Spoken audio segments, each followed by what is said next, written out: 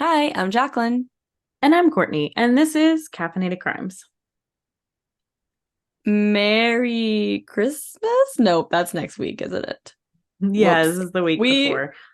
we We did just our spent like Christmas episode the Tuesday before instead of the Tuesday after. yes, because you know. Also, we just spent 10 minutes discussing our recording schedule and release schedule for the next month, and I still fucked it up. We literally just 30 seconds before I hit record finished this conversation. All of December is Christmas, so Yeah, it it's really fine. is. Yeah, so Um, Speaking of Christmas, I watched something today I have not watched in years, and I just mhm. want to know if you have heard of it or seen it, or if the listeners have, because Kevin was like, "The fuck is this?" But it's called Rockin' Reindeer Christmas. Let me No, show I don't you a think I've seen that one. picture of Okay, the I reindeer might. because once you see the reindeer, Okay. you'll Yeah, know show if me you've the heard of it reindeer. before. Um, but um, it was it was cheesy, but it was good. It was a good time. I remember We all love a good cheesy Christmas movie. me and my sister used to be like obsessed with it. Um, so this is like what the reindeer looked like. No, I've never seen or heard of this in my life. Okay. It was a good housekeeping kids sing along Christmas thing. Um, but basically, I'll give you like the synopsis is Okay. Blitzen is upset because he's at the back. He's the Mm, last one. okay. So he decides he's gonna throw this really cool like Christmas party for Santa, and then he's gonna like ask Santa to like be at the front instead of Dasher, basically.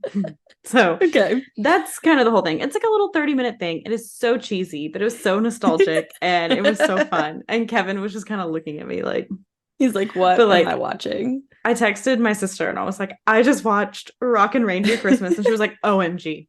OMG. Did Kevin love it? Did he love it?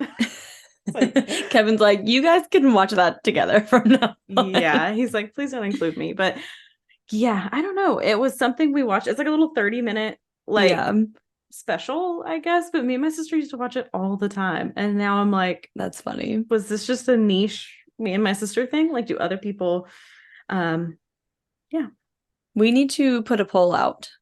Try to remember when this Yes. episode And comes I'll out to post like the see. picture because Yeah. like if I just heard Rockin' Reindeer Christmas, I'd be like, I don't know. But like the way those Yeah. reindeer are dressed, like When she showed me that picture, I was like, oh yeah, I've literally yeah, never they make the encountered this in my reindeer lifetime. almost like Santa, where they give them like these big bellies. I don't know why.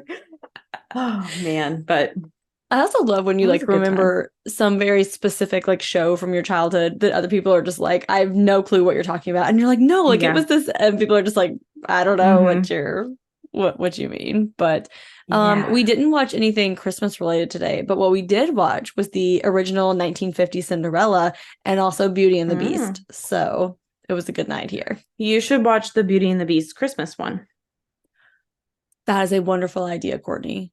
I will do Because that. if she's seen Beauty and the Beast, now she has to see like the Christmas special one. Well, we only got like halfway through Beauty and the Beast, so we'll have to finish it tomorrow and then watch the Christmas one. So we're Okay, just gonna get a perfect. bunch of TV time this week. It'll be good. It's Christmas. That's what Um, it's for, right? it's Christmas. Hold on. Christmas movies don't count against screen time, okay? Mm-mm. It just ooh, it's all highlighted. It just reminds me. Kevin and I have a list of Christmas movies that we need to Hmm. watch, so I'm putting that on there because I forgot Oh, about it perfect. until now. If you want to come Okay, over, not you can have tomorrow. a. No, not Thursday. No. We'll figure out a I'm day busy that Friday works. and Saturday, I and know then that sounds like Sunday's I was football. like, wait a Uh, minute. yeah, In February, we'll get together. we'll watch it. But yeah, that was a good idea. She loved the songs. We had to listen to it the whole time Hmm. she was in the bathtub. So she hasn't even finished it yet, but she is like talking about it nonstop. So And Beauty and the Beast, for those who don't know, is my favorite like Disney yes. movie, favorite Disney princess. But just some of the like lines in it are just really funny Hmm. as like an adult, Yeah. like where it's like, oh, sacre bleu, and like that's like kind of like cursing in French, and then like Yeah. um when the beast is like, I just want to do something nice for her, and he's like, oh, promises you won't keep, like funny things like that, where it's like as a kid you didn't pick up on it, but like it's like the adults can enjoy like the humor in it too. Yeah, like it has a little something for everybody, and the songs are fantastic. I mean, just Fantastic. great. And then you get to the Also, end of the movie and have Celine Dion singing it in the credits. Oh, good. I was gonna say we had to pause it like halfway through to eat dinner and then do bath and bedtime and all that stuff. But Andrew was playing it for her, the Celine Dion version, and singing every single word. And I was like, oh, I did not realize that you had this entire song memorized. And he's like, of course I do. I was like, oh, okay. That's like a couple literally of weeks word ago. for word. American Pie came on, and I was just like singing it, and Kevin was like, this is a 10-minute song. How do you know every lyric? And I'm like, I don't know. I just do. I used to sing that song to Millie all the time when she was a baby, when she would like when she was a baby, and I would put her in her bouncer and take a shower, and she would cry because I wasn't holding her, and she would only stop crying if I was singing to her. And of course, when you're like sleep deprived and like stressed out and you're like trying to think of any song that you know, and that's the longest song I know, so we would just sing it over and over because I'm like, okay, I got plenty of content here. I got won't have a to think lot of something lyrics. else. Yeah, me and my dad used to play that. We used to have like I'd play piano and he'd play guitar, and we'd like play songs and sing them, and we'd always do that one in like every verse. So I love it. It's a good one. It's a classic. It's a good one. It is a classic.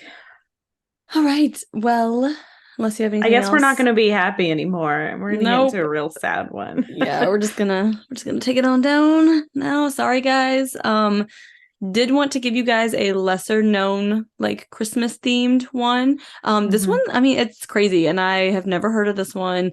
So yeah, let us know if you guys have or not. We don't have any updates and this one has week. a lot of good discussion on it too, because I got thoughts at the end, and I'm ready for us to flesh out those thoughts. Ready to discuss. Let's do it. Okay. So our sources this week are an episode of 48 Hours, which is season 34, episode 56, called Who Killed Jonelle Matthews, an episode of Crime Junkie called Episode Wanted, A Christmas Killer, also a CBS News article, an Investigation Discovery article, The Coloradian. I'm really sorry if I mispronounced that. It's Coloradian. I'm just kidding. I really don't know. I was like, I'm sure the Coloradians will let us know. A KDVR article and a Denver Post article. Jonelle Matthews went missing in 1984 after a Christmas concert. She vanished without a trace, and her family would not have answers for nearly 3 decades. So Jim and Gloria Matthews had moved to Greeley, Colorado in 1978 to raise their daughters Jennifer and Jonelle.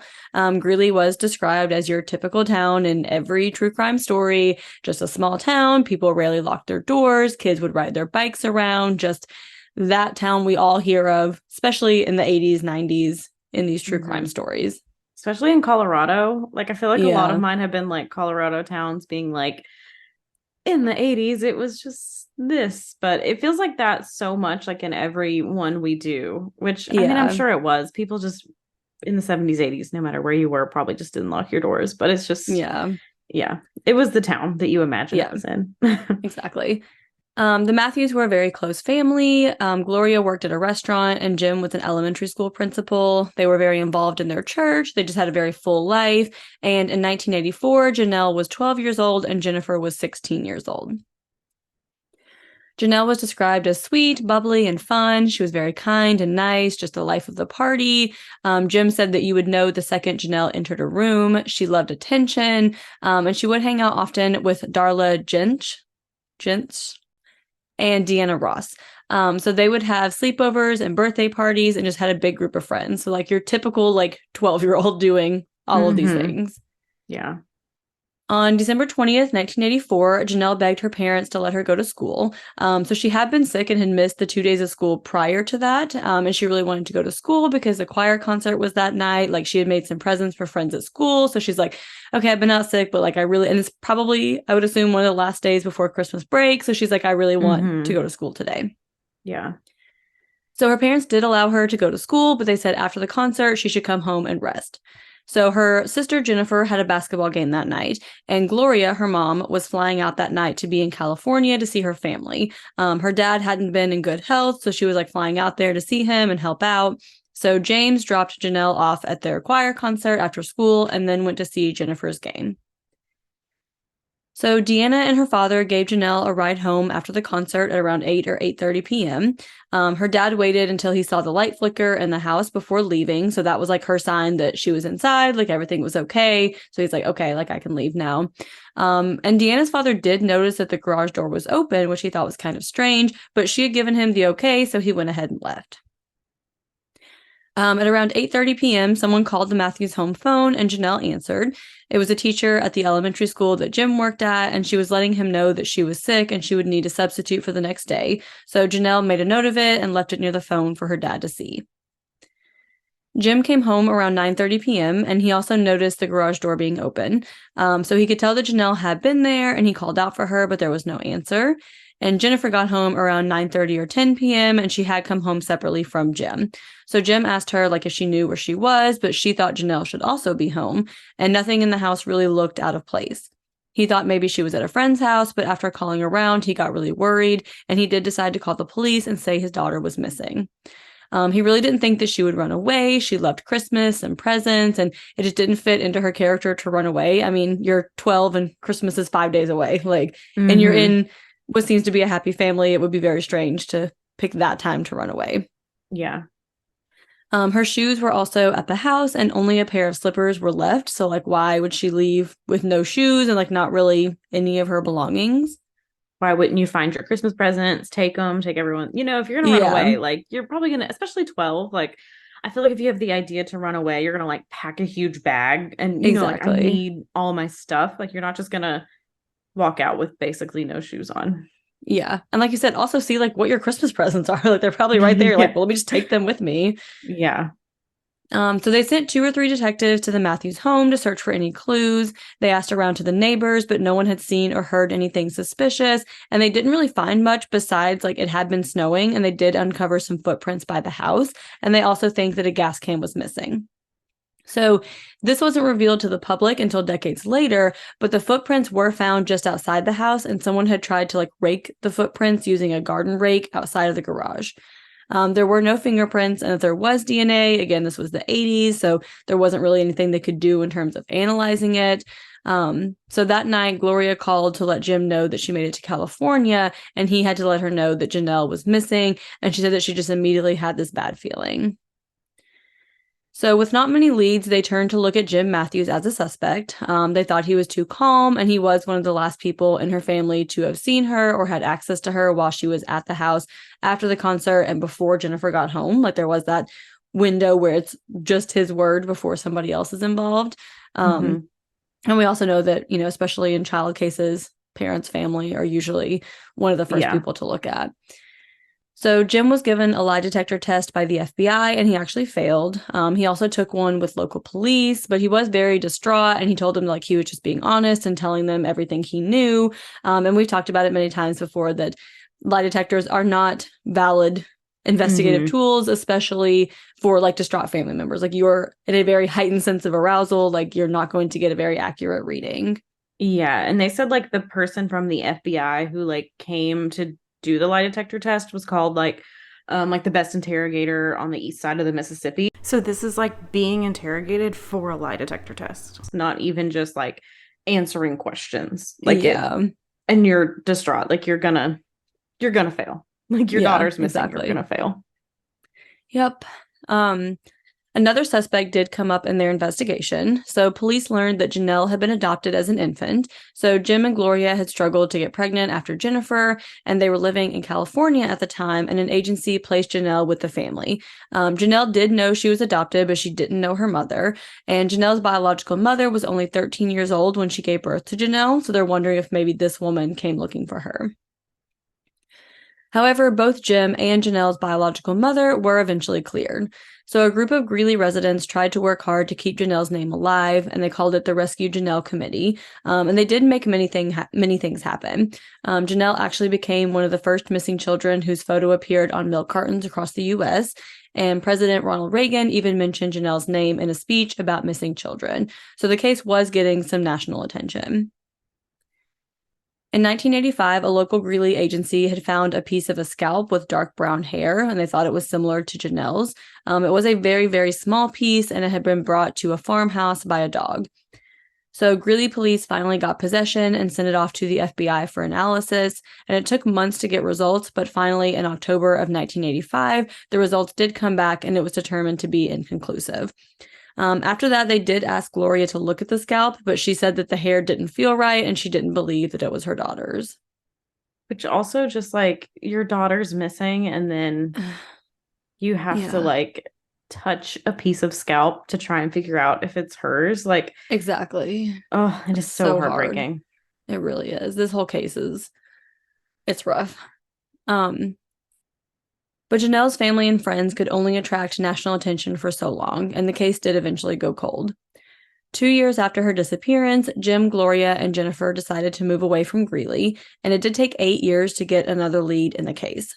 So in 1992, Greeley police got a phone call from South Dakota. They said a man was arrested, and they found a lot of newspaper clippings that were about a lot of missing children, including Jonelle.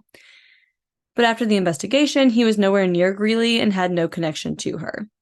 In 1994, Jim and Gloria had Jonelle legally declared dead, and they had a little ceremony and set up a place where they could visit her. In 1996, they got a letter in the mail from Janelle's birth mother, and she was wanting to finally meet Jonelle. So Gloria had to contact her and let her know what had happened to Jonelle, which is like, again, so heartbreaking. Heartbreaking. Because they were saying too, like Jonelle wanted to eventually meet her birth mom. Yeah. And then poor Janelle's birth mom, who gave birth at 13, so God knows what tragedy she went through, finally is ready to like reconnect with her daughter and then has to find out that she's just missing and they don't know what happened to her. Yeah, like that's so awful. And the case just continues to be cold with no more leads or suspects. So Jim and Gloria moved around a lot after Janelle's disappearance. As we mentioned earlier, they moved from Greeley 2 years after she disappeared, but they would go on to live internationally, such as in the Philippines, and Jim and Gloria did retire in Costa Rica. Around 2018, they were actually planning on moving back to the States to be closer to Jennifer. So there were little glimmers of hope of finding Jonelle, like in 2014 when remains were found near Greeley, but it ended up not being her. A girl also came forward saying she was Jonelle, but that wasn't true. But in 2018, Greeley Police Department said that they're taking a fresh look at the case. So they think maybe there are people they can talk to who hadn't been interviewed in 1984. And police also released a video from the Christmas concert the night of December 20th. The video seems to focus a lot on Jonelle, but if you'll remember, none of Janelle's family was there that night. So the police don't release where this video came from. And it is also possible that the video was cropped to highlight Jonelle, not that it was necessarily taken, zoomed in on Jonelle. Mm-hmm. People do speculate in the comments of the video that Janelle's looking at someone and like makes a face. This isn't confirmed, again, just speculation. However, after the announcement in 2018, there wasn't much more news going on about the case, and it kind of fell from headlines, and police weren't really releasing much else. Unfortunately, Jonelle was found on July 23rd, 2019, when a bulldozer operator uncovered the bones. So a crew had been digging in a remote stretch of land just southeast of Greeley, and they said that they'd found human remains with a gunshot wound to the head. They were confirmed by the coroner to be Jonelle Matthews, and she was wearing the same clothes that she was last seen wearing that night, and she was more than 20 miles from her home. In August 2019, Jim and Gloria were finally able to give Jonelle a proper burial. So after her remains were found, a kind of random man became a person of interest, and his name was Stephen Pankey. He had previously run for governor of Idaho and for sheriff. He was adamant that he'd never met her or known her, but Steve himself like had actually reached out to the FBI about the case. Like he's kind of inserting himself into the case. So they did search his home in Twin Falls, Idaho. And the news started to pick up on this, mostly because Stephen himself started talking about it and just wouldn't shut up about it, basically. Like he was talking to anyone who would listen about this case. And even after his home was searched, he did an interview with the local news station, and he was like, yeah, the FBI came in. They were in full SWAT gear. They're pointing rifles at me. And he's like, I voluntarily gave my DNA. I offered to do a polygraph. But it seemed like he really started to offer to give his DNA after he clicked on an article in August 2019 that said there was no DNA in the case. So he's like, I gave my DNA, but people also knew that he probably read this article saying there Yeah, was no DNA. So no harm, no foul if you know there's nothing to test it against. exactly. So in 1984, Stephen did live in Greeley, about 2 miles from the Matthews home. And at the time, he was married and had a 5-year-old son. He wasn't questioned in the early days of the investigation. Stephen says he does have an alibi for the night Jonelle disappeared. And he said he was at home with his wife and child, which is not the best alibi, especially Yeah, 30 years later. right. Okay. Yeah. And the day after, he said he left Greeley for 5 days, that they went to California to celebrate Christmas with his parents. He said he didn't hear about Jonelle missing until they were driving back on December 26th. And actually a month after Jonelle's disappearance, Stephen inserted himself into the investigation then. So not only once her remains were found, but also once supposedly he had heard she was missing. So he went to the Fort Collins FBI office, and he said 7 days after her disappearance, his father-in-law, who was a groundskeeper at a Greeley cemetery, shared some disturbing information. He told Steve that a cop had contacted him and said he had a body that he wanted buried. So he said he wanted to tell them so they had it on record and that he wouldn't be charged with an obstruction of justice charge later on. He was like, I'm just telling you because I'm so scared that I'm going to get charged because I didn't tell you. Hmm. So the FBI has never confirmed if this story is true or not. This is just Stephen's account of what happened. Another time, he told the FBI that he was a minister and learned information about the killing through a pastoral confession, which was not true. He was never a minister or a Catholic priest, I guess, because Yeah. I don't really know where else people Hmm. confess like that. I mean, I What other grew up religions have Baptist. We this? didn't really go to the pastor and be like, sir, I have sinned. Like, we Yeah. didn't really Yeah, I do think that. that's solely a Catholic thing, but maybe other Yeah. religions do it. Let us know. Yeah. So Stephen had other unrelated run-ins with the police in Greeley. They were mostly minor, including creating a nuisance and harassment. So the day before Jonelle disappeared, Stephen was arrested at a bank for harassment and criminal trespass. So he'd argued with a bank teller, and the police were called, but the records for that were no longer available. Police try to look more into his past, and they do find a case in 1977 when a then 26-year-old Stephen Pankey was charged with sexually assaulting a woman he'd met in church. So in 2019, he talked about the case because, again, he's doing all these interviews and talking about absolutely the man can't shut up about anything. Yeah. So he said he was a youth pastor at a church, and he claims he was dating his accuser. He said she was 23 and that there was a sexual encounter, and that she just later said it was non-consensual. So, Okay. yeah. So later, the woman did ask for the charges to be dropped. But again, this is the 70s. Doesn't mean it didn't happen. Yeah. So Jim Matthews actually later joined the church that Stephen Pankey said he was a youth pastor at. And he's like, that's not true. Stephen was a janitor. He wasn't a youth pastor. So, okay. yeah. So the 48 Hours episode did mention that Jim and Gloria were shocked when Stephen was named a suspect because they didn't know who he was. So I don't know if this revelation of like him being a janitor versus youth pastor was like after they learned of his name, like if maybe Stephen was the janitor, left, the Matthews family came in, then afterward heard it. Or I don't know if they meant they were shocked and had never heard of him, like never heard of him being a suspect in the case. Yeah. I was a little confused on that. If you have watched it before or know more, I don't know, maybe this is your thing you research, let me know. But it was a little confusing because they're like, no, we'd never heard of him. But then like later he was like, oh yeah, he was a janitor, not a pastor. So I don't know. You know what I'm saying? I was a little confused at that part. That's a little confusing. Greeley was a small town too, so maybe they knew of him, but like just not as a suspect. So maybe that's more so like what they meant. Like, I've never heard of him in association with this case. Yeah. Or maybe like Not they knew entirely sure. someone who knew him then because they're like, oh, like we've never Yeah. heard of them. But then once his name came out, friends were like, oh, yeah, like I knew that, you know. Yeah. And like because we all hearing him went to do the same interviews church. and he's like, I'm a youth pastor. And he's like, well, I was a part of that church. And like, I know he was a janitor Yeah. before, something. Yeah. I don't know. But just that, want to misspeak, and maybe I was just confused, but it did say both, where they were shocked, never heard of him, and then also Jim Matthews was saying he was a janitor, not a youth pastor. So just good to put both out there, so cover all of our bases. Yeah. So in 1986, Stephen, his young son, and his pregnant wife moved away from Greeley. They moved around quite a bit, but eventually settled in Idaho in 1989.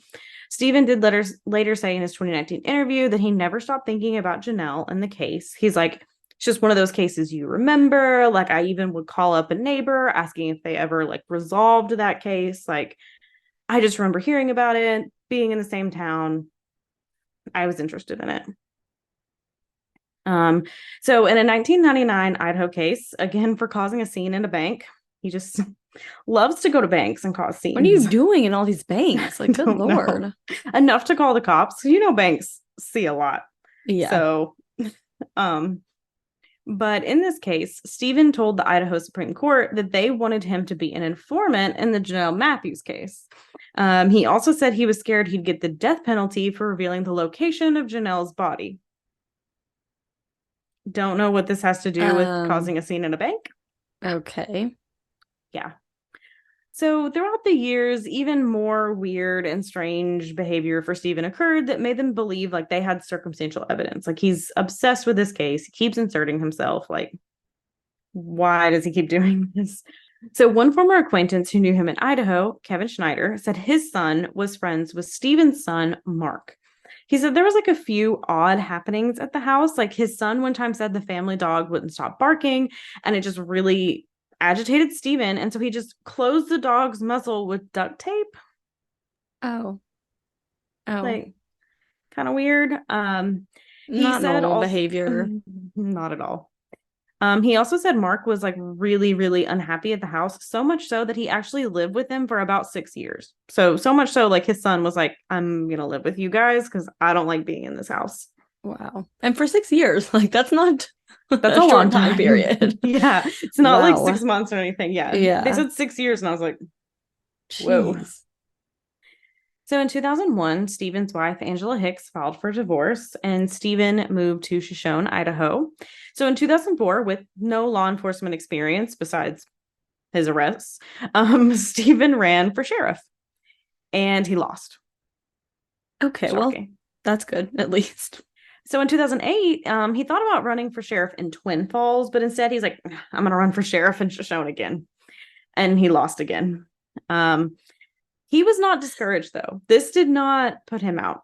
He then instead went on to run for lieutenant governor, which is like, I had to look it up. It's apparently a big thing. I didn't know what it was. It's like vice president for governors, basically. Oh. I'm sure it's more complicated than that, but it's like the same thing. So you run separately, not like as a party like you do for president? Don't know. Like, you separately elect like a governor and a lieutenant governor, not like a package deal? I think that makes more sense because he ran for that. Like, he didn't run with anyone for that. Okay. I just know because I was like, what is a lieutenant governor? And it was like, they're a step below the governor. And if like anything happens to the governor, they would get promoted to governor, and they would also like act as governor if he's not there. I don't know. I gotcha. Which is funny because never in my entire life have I ever thought about what happens to a governor if something happens to a governor and there has to be a backup. Never once has this crossed my mind to even think about what. I even looked it up and you asked a follow-up question. I was like, no clue. Just like, nope, didn't get that far. I read the first line on Google and that was it. I don't even know if saying it's like vice president is 100% accurate. That's just what I interpreted it as. That it's like you have governor and then a step below is like lieutenant governor, and like they can take over if something happens to the governor, or if whatever. Interesting. Okay. So he ran for that once and also for governor twice. Okay. He did not win. There's also this really weird story that came out of his run for governor. He ran under the Constitutional Party. I don't know. But he claimed he also went to like a convention for the Constitutional Party, and that they like gave him like an exorcism, basically. The fuck is wrong with this man? And then the party was like, that didn't happen. We don't know what he's talking about. Like, he's just coming up with these like stories. It's kind of wild. Like, I don't know. He's a lot of stories. Wild. Yeah. So his second attempt for running for governor was in 2018, and he lost. So he started buying a lot of guns, as you do. So 6 weeks after Jonelle's remains were found was when Greeley police really started to investigate him. And then after this, he ran for sheriff again. So he's currently a person of interest for a What murdered in the child, and he world? runs for sheriff again. Wow. Wow. Yeah. His sheriff page is still up too, if you want to look at it. I found it when I was searching. Yikes.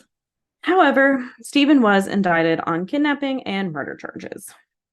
So on October 12th, 2020, Stephen Dana Pankey was arrested for kidnapping and first-degree murder.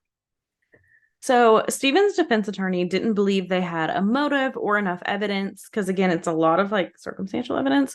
But on October 13th, 2021, his trial began. The case was 37 years old, so it was difficult. Like, as I said, not really physical evidence, but they have a lot of circumstantial evidence. So they had witnesses to Stephen's behavior.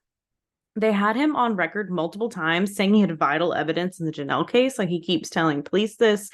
So Greeley Mayor John Gates, who also used to be like a detective, like in the police department, but he's mayor now, was a prosecution witness because Stephen had written a letter to the media accusing him of being a person of interest in Jonelle's case.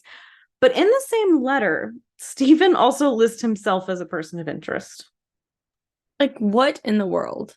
So What he in the writes a world? letter to the media, and he's like, this is the story of the case. Like, Jonelle Matthews went, like what we've been doing. Jonelle Matthews went missing on December 20th, 1984. Da da da. Persons of interest. Mayor John Gates, Stephen Dana Pankey. And he wrote this letter. I'm so confused. I'm also confused. So Angela Hicks, who is Stephen's ex-wife, testified about what happened on December 21st, 1984. So she said Stephen came home and just out of the blue announced they were going on the trip to California. He was like, hurry up, get ready to go pack what we need, and that they needed to leave before daylight the next day, and that they were going to go to Big Bear for Christmas. So on the way back, Stephen demanded that she turn on the radio. So this shocked Angela because Stephen was like, had banned radio and television use in their house a year earlier. He was like, no music, no TV, no radio, no newspapers. And he's like, this is going to be a godly home. And we're not going to have TV and radio. Mm-hmm. Yeah. Things are getting a little out there. Yeah. However, on their trip back, he was obsessed. And he was like having her like flip dials to like find the news. And she was like, this went on for hours, where he was like, flip to this station, flip to this station, flip to a different station. Like, Stephen had said, like, oh, I was driving back and the radio was on and I heard about Jonelle missing. But his wife, his ex-wife, is like, no, he had me like frantically searching for a radio station talking about it. Yeah. Once they were back in Greeley, Stephen drove past their house and went to the grocery store. I mean, it's the first thing you do once you drive back from, I don't know how far Big Bear, California is from Greeley, Colorado, but I assume it's a drive. Drives right past the house, goes to the grocery store, and made Angela buy the local news and search for news about Jonelle. Okay. So, yeah, she testified that he wanted her to read like each article out loud. And Angela said he would bring up Jonelle over the years and kind of act strangely when others brought her up. And she got really concerned when she found a note in the trash. And in his handwriting on legal paper, he'd written, "Snow outside Matthews' house was raked."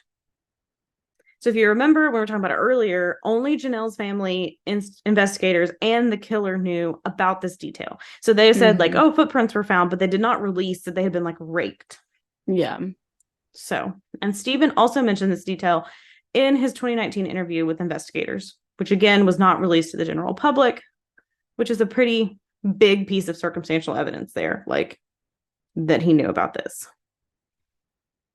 So Anthony Viorst, who is Stephen's attorney, says, I agree, it's a big piece of evidence, but they believe that, like, police told Stephen the detail and he was led to talk about it. So he's saying, like, yes, Stephen brought it up, but, like, the police are corrupt and, like, fed the information to him, which is possible. Could definitely have happened, yeah. Yeah. He also said more people knew about the raked footprints. And he is giving his reasonable doubt of an alternative suspect in Norris Drake. And he said that he knew about the raked footprints. And they're saying Norris Drake is who's responsible for Jonelle's murder. So in the years after her murder, Drake was arrested on various different misdemeanor charges. No one really knew like who this was, but Norris Drake had been questioned by police about Jonelle's disappearance. His mother and sister lived across the street from the Matthews home, and he was visiting his mother on December 20th. So pretty good suspect too. Mm-hmm. And there was no struggle at the Matthews home. So they think maybe like Jonelle had seen him around before, like visiting his mom, sister frequently. And maybe she was comfortable like letting him in or going with him somewhere. Drake was also absent for several hours on the night of December 20th. However, his mother said at the time Jonelle went missing, he was at her house. So this is when like police stopped investigating him. Don't really know if that's a solid alibi. Doesn't mean he couldn't have kept her somewhere and then later when he disappeared, do something. And an ex-girlfriend of Drake's also told the defense that Drake had an interest in young girls, especially ones that had just reached puberty, which Jonelle was. So Norris Drake died in 2007. So he couldn't really speak for himself or defend himself in any way. It's kind of just other people speaking for him. And so many thought the defense could have presented decent enough reasonable doubt, especially in a circumstantial case. So the prosecution also believes that Stephen could have targeted Jonelle because of his racist ideologies that showed up in his writings. So Jonelle was Latino, and they believe that could be a reason he attacked her because since then, in his rambling writings, he was clearly racist. In a kind of strange turn of events, Stephen actually chose to take the stand. Stephen said he was a liar and he would make up stuff out of bitterness, like the father-in-law story. He did it to target people he hated, like his father-in-law and Mayor John Gates. So he's like, it's just my polite way of flipping them the bird. Just accusing them of murder is my polite way of flipping them the bird. Yeah. So he said Angela was a liar and was only lying to get revenge on him. He said the trip had been planned for a while and that they were only casually listening to the radio. He denied that he was obsessed with the case. He testified for 2 days, but it was often rambling. Like they were like frequent times the judge had to be like, Stephen, answer the question, because he would just start rambling on. But kind of what his testimony boiled down to is he just kind of kept saying, you know, I'm a pathological liar, but I'm now telling you the truth. Like, I've lied about a lot of stuff, but I'm telling the truth now. Like, now you should believe me. For sure. So before trial, Stephen did an interview with a news station, and a journalist brought up how there is someone commenting on news articles about the case that appears to be Stephen. So they asked him about it. Like one of the comments said, without a deal, this may never be resolved. So they're like asking him, like, is this you? And he's like, yeah, it's me. Yeah. So he stands by that comment and says it didn't necessarily mean make a deal with him. But he also had conversations with investigators that he was like hinting at wanting a deal or immunity. So it's like kind of weird that he's commenting on these articles being like, you know, without a deal, like nothing's going to happen. It's like, does that mean a deal with you? Like, again, just odd. It just like implies some kind of knowledge about who did it. You know what I mean? Yeah. So in his closing statement, Anthony Viors said that his client lives in a world of conspiracy, paranoia, and low self-esteem.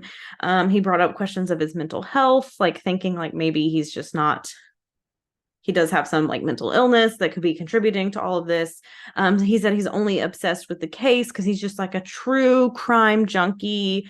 And then he just tells white lies often. That's it. Like, however, the prosecution is like, no, this is not the case. He is a master manipulator.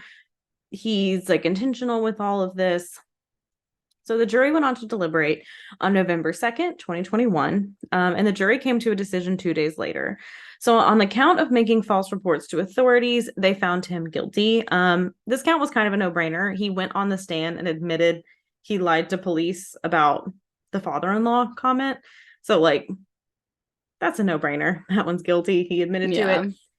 However, on the rest of the counts, the jury deadlocked and they couldn't come to a unanimous verdict, and the judge declared a mistrial. So the prosecution did go ahead forward with the second trial that started in 2022. So on October 31st, 2022, a jury found Stephen Pankey guilty of second-degree kidnapping with the use of a deadly weapon and felony murder, and he was not found guilty of first-degree murder. He was sentenced to life in prison with the possibility of parole after 20 years for the second-degree kidnapping with use of a deadly weapon and felony murder. So he was given credit for time already served in prison for his charge of like false reporting to authorities that he was found guilty of like in the previous trial. Stephen did make a statement and said, "I am a Christian. I will be in heaven. I am innocent, and this is not justice for Jonelle." And Stephen's attorneys do say they plan on appealing his conviction. I haven't seen anything about an appeal as of December 2023 or where that is going. So at the moment, Stephen Pankey is in prison serving time guilty of Jonelle's murder. So this is the case of the murder of Jonelle Matthews. So my question, Jacqueline, is do you believe Stephen Pankey did it? I don't know. Okay, so I feel like this is a case where if I was on the jury, I could not have convicted with the evidence that's presented, but also feel like he probably did kind of do it.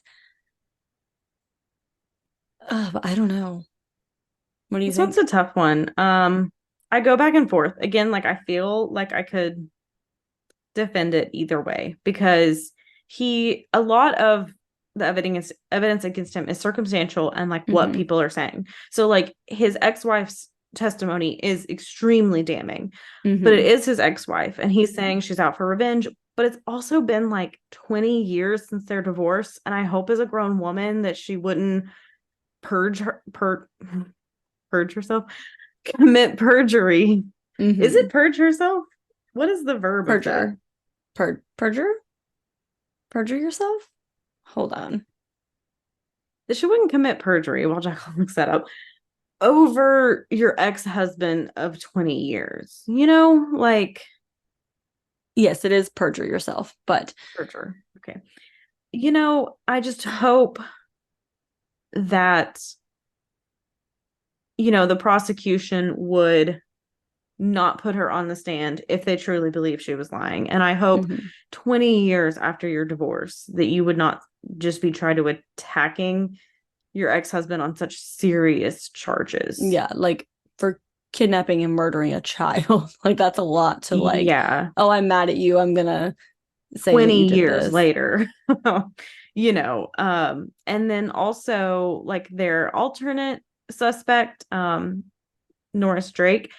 I feel like, I mean, all we have is his ex-girlfriend being like, he was into little girls. Like, we don't actually know if he was or not, though. Yeah. Or, again, is that just what his ex-girlfriend said at some point in time? So, and of course, he's dead, so there's no way to defend himself. So he's the perfect alternate suspect for the defense. I mean, he can't defend himself.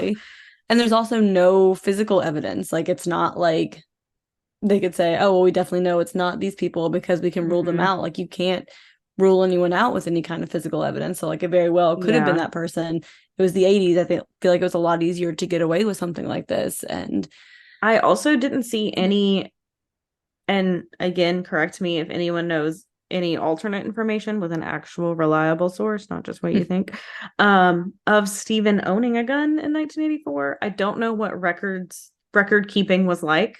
For gun ownership. True. So I know he did start buying a lot of guns in 2018. Don't know for sure about his gun ownership back in the 80s. I mean, it was Colorado, kind of a small town. I feel like most people did have at least one gun. Yeah. But I didn't see anything like definitive about knowing he owned a gun back then either. Yeah, and I feel like then too, it was probably a lot easier to like buy a gun like under the radar, like not have like any kind of, you know, paper trail that you did buy a gun. So he could have, and there is nothing that would, you know, say one way or the other. It just feels so like, why would you go to such lengths to keep like bringing yourself to their attention? Either way. Like you keep inserting yourself. Yeah. Keep over and over and over again. You write a letter to the media, like calling yourself a person of interest. Yeah. So it's like, why would you do that if you did it? But why would you do that if you didn't do it? And to me, like that behavior doesn't make sense in either scenario. So I don't know how to place it there. Yeah. I don't know. I do hope for the sake of Jonelle and her family that they have the right person behind Hmm. bars. Yeah. And for the sake of Stephen Panky, I do hope he's not a person who is innocent behind bars wrongfully convicted. Hmm. But also Absolutely. he kind of has a history, not so much of killing, but of not doing great things. Yeah. And just like his lawyer being like, oh, it's just because he's like a crime junkie. He's like a true crime junkie. He loves true crime, but he doesn't seem to be obsessing and inserting himself in these other cases. In anything else. Yeah, exactly. So, just a little teaser for you guys for our Patreon episode for next week. We are covering the murder of JonBenet Ramsey. So, look out for that if you guys want to hear that. But we're, in that whole rabbit hole right now. Mm-hmm. And there are a lot of people who like had information about her, who had newspaper clippings, who were Mm-hmm. very obsessed with the case, who have been cleared by forensic evidence. So it's like And that it does happened like happen. here too, because like that guy in South Dakota had Yeah, clippings, but they were like, exactly. he was nowhere near, you know. Yeah. So it's like it does happen where people like get obsessed with like one case, but they truly aren't responsible.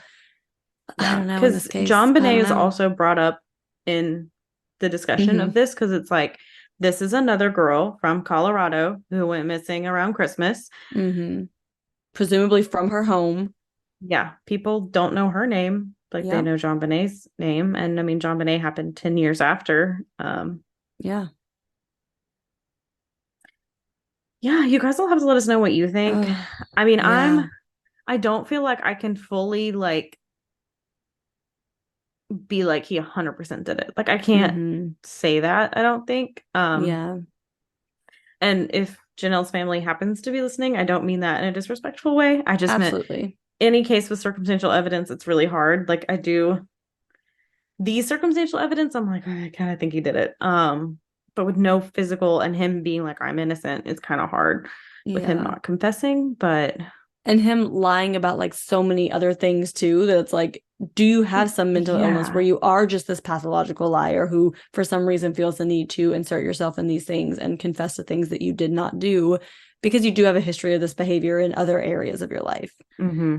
I don't know. It's tough. It's tough. It's tough. And it's just a really, really tragic case that, Hmm. you know, she went missing and it took 37 years, like just to find her. Yeah. Um, and they had to go through two trials, probably an appeal. Who knows what's gonna happen? Like Yeah. just her poor family. Like you see them in It's the so videos hard. and just how sad they look, like so hard. Yeah, definitely. Okay.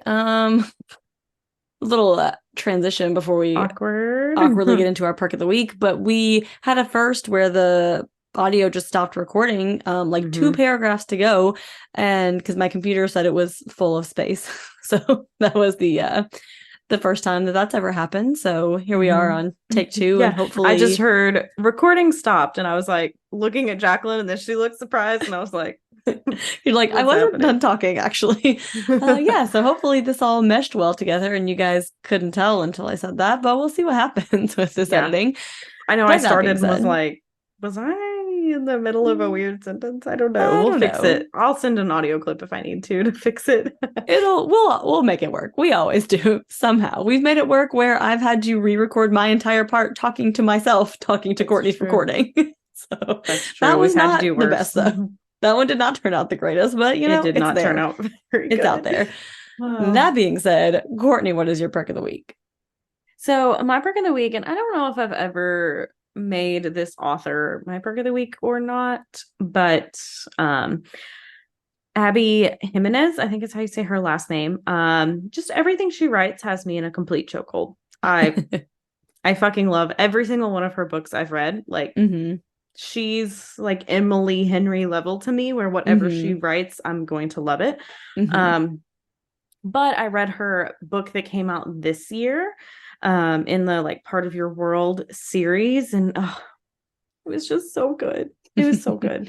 And it has like dual points of view. It's a romance. They're all romances. So you kind of know like what's going to happen, but she also Mm-hmm. talks about like real topics within it too. Like Yeah. not always happy things are happening in the books, but like, you know, it's Mm-hmm. not all rainbows and butterflies the whole time. But it's like a dual thing. And I really loved it because like the male character suffered from like really bad like anxiety and like social Mm-hmm. anxiety, which I Mm-hmm. thought was really fun to read a character with anxiety, but also like portrayed as the male. Like I Yeah. thought that was really nice, but just I don't like, think that happens very often. So yeah, like yeah, like in it's books, not in usually, real life. yeah, Like, yeah, yeah. yeah. Usually like the women are more portrayed like that. So the fact that she had like the male character and like Mm-hmm. just like hearing him like talk about stuff, and I was like, I relate so hard to this man and his Yeah. anxiety. No, but yours truly was the book I read. Read Part of Your World first if you read it, because I mean, you don't have to, but like this character is introduced in the first book, so it Mm-hmm. helps to get like two characters' backstory Yeah. into this kind of. But Nice. yeah, if you also read her Friend Zone series, I also adore that. I just kind of want to go back and read all of her books. They're just so good. Yeah. Um, I don't think I've ever read anything by her. oh my I'll have god, to you double need check, to. but it doesn't sound familiar. My sister is the one who like recommended like the Friend Zone one to me. And the Mm-hmm. first book I read, I was like, what the fuck? Because something really tragic happens in it. I didn't Oh expect it to no. actually happen. I was like, oh, this is a romance. It'll be fine. It Right? was not fine. It was not Um, fun. but I don't know. She just like writes really well where you're just like captivated and I just love it. It made me feel warm Mm-hmm. and fuzzy, and it gave me a book hangover. Struggled through my next book, but Yeah, that happens. yeah, it was just very good. So I'd recommend everyone just go read her books because it's like I mean, it'll be kind of sad. Like I cried a lot in some of her Mm-hmm. books, but it's just like a warm hug because Yeah. you know it's going to end happy in the end. It's going to be You'll a get roller there coaster getting eventually. there, but Yeah. just so good. But yeah, that is my perk of the week. Jacqueline, what is your perk of the week? So my perk of the week, we talked about a few weeks ago how Courtney and I just ran a half marathon. So we've been busy training for that. So we haven't been going to our dance class that we typically go to that I'm pretty sure we've talked about on this podcast. It would be weird if we didn't. I think so. I mean, especially during COVID when every morning we were like waking up, well, weekend morning, we're Yeah, waking up and dancing exactly. together. But yeah, so we finally last night got to go back to our dance class after like 3 months, I think it's been. Mm-hmm. So that was very nice. It was very nice to move our bodies in that way. I was so Again, scared I'd be so lost, but I remembered yeah, a lot of it. I was like, okay, same. here we go. I'm There were a back few that I then. was like, oh, but I do that even when I do the same dance over and over, and I still, fuck it up. But yeah, I definitely felt more natural than I was worried it could have felt Mm-hmm. coming back from such a break. But yeah, and it's also our time to, get together in person and do something fun together. So happy And that's that what I that's miss back. so much is like going to work out together and then like a reason to see each other at least once a Yeah, week. Because life gets so busy that sometimes we just like don't physically see each other, even though we live in the same exactly. city. And so it was like a little time that we would always see each other and catch up Hmm. and work out together. Because like sometimes you just don't want to work out, like you just don't Yeah. want to, but you get your ass out of bed on a Saturday morning and you drive down to the little studio and you dance, Yeah, exactly. Because like when you're meeting So, your friends, it's much harder to like back out because they're like, no, mhm. okay, I meet my friends, I gotta get up and actually go. Yeah. Yeah. Like the amount of times I texted Jacqueline being like, I don't know. And she's like, I have my clothes on. I'm like, you fucking bitch. Okay, I'll be there. You're like, I mean, I'll cancel if you do, and I'm like, I'm already ready to go. I Okay, know. I'm I was coming. like, oh, she's going to cancel too. And then she's like, I'm ready to go. And I was like, fine. I No, hate but you so much, but okay, I'm coming. no, but yeah, it was super fun. Yeah, it was. So yeah, definitely let us know your thoughts on this case. If you guys have seen anything else out there that we did not include in our sources that we should look Hmm. at that you think is important information to know, you guys know where to find us on all the things. As previously mentioned on patreon.com/caffeinated crimes, we will be covering the murder of JonBenet Ramsey next Thursday at Yeah, the that'll time come this out is next released. Thursday. We're putting it Yep. behind a paywall so we don't get sued. Yes. And we also will speak very carefully on that case. Oh, yeah. The second I see Burke Ramsey has subscribed to your Patreon, it's getting pulled. So you Yes. better listen quick. Because he's just out here waiting to listen to our Patreon. Yeah. Yeah, and also that will be our 40th bonus episode. So 40th. 39 yes. others that you guys can listen to over there. Also coming up on our 200th episode here in 2 weeks. So come celebrate that with us with a fun, not fun, but a non-murder case. Yes, a local non-murder, and that will be on the regular feed. Won't just be on Patreon, but it'll be ad-free on Patreon, because if there's an episode that has an ad in it on Patreon, those are all ad-free. Yep. Discord access, a shout out. We'll shout out your name in the podcast. Are you ever like, I wish they would just say my name? We can if you sign up. Pins, stickers, all kinds of good stuff. We got some videos up there. We'll try to get those going again soon. If people watch them, we'll upload them. We have everyone. It'd be an unedited video episode of us recording the Zoom, and it's chaotic. It gets a little unhinged sometimes. A lot of times. A lot sometimes of burps you might, on my end. Or you might have to scroll through 10 minutes of me giggling and not being able to get my life together. If you want to watch that. That happens. I'm really selling it here. If you want to see the hot dog fingers in all their glory, we will upload that. Oh boy. This is getting unhinged. We need to wrap this up. Yep. Anyway, patreon.com/caffeinated give us 5 stars, Apple, Spotify, like us on YouTube, give nice comments, because there's been some like kind of questionable comments lately where I'm like, can y'all be nice? I don't know if you saw the most recent one. Anyway, please leave us nice comments, like, subscribe. But in the meantime, go have a cup of coffee. And don't commit a crime.